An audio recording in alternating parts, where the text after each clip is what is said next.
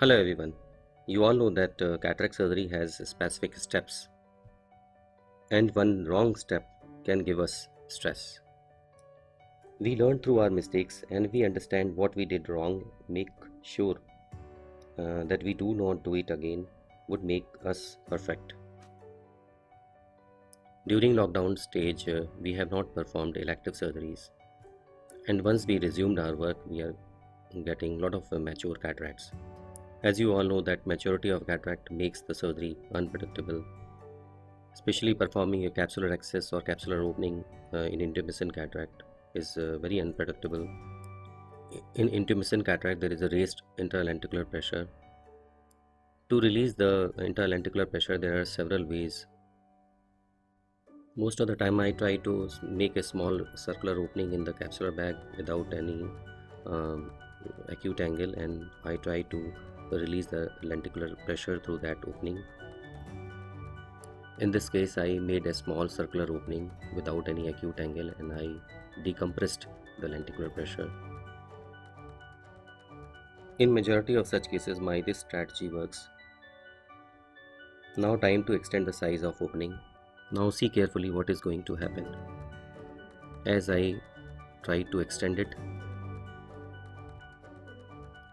tear has extended to the periphery. See the video again carefully and just focus at the main port incision through which I was operating. So now the question is why it has happened.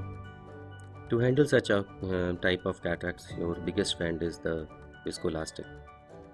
And in this case, this event has happened because I selected wrong viscoelastic. I used dispersive viscoelastic, which came out through the main port incision, and there was a anterior shift of the whole nucleus, which has given the pressure on the capsule, and the capsule has extended to the periphery. That is why I always say that every steps matter to achieve successful uneventful cataract surgery. Now question was should we go ahead or convert the case to remove the nucleus through small scleral or corneal incisions? If you are beginner or if you are standalone surgeons, I would recommend to convert it to the case for safe exit. Here I decided to continue and reduce the phaco-parameters. I divided the nucleus, but my all maneuvers were opposite direction and it was away uh, the site of tear to exert less pressure on that site. Sudden change in the anterior pressure gradient should be avoided.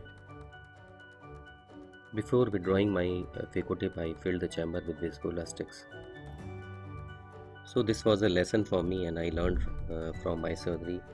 And for me, take-home messages for me from the surgeries were: number one, do not try to skip any steps. Number two, remain cautious all the time.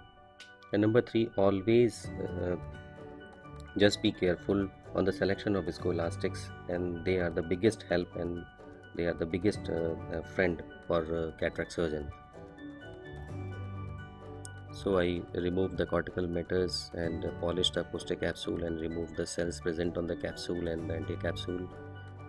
And again, before withdrawing the eye tip, always fill the antechamber with the viscoelastic just to avoid decompression of antechamber, because your uh, tear has is the edge of tear is not visible and it may extend towards the posterior capsule.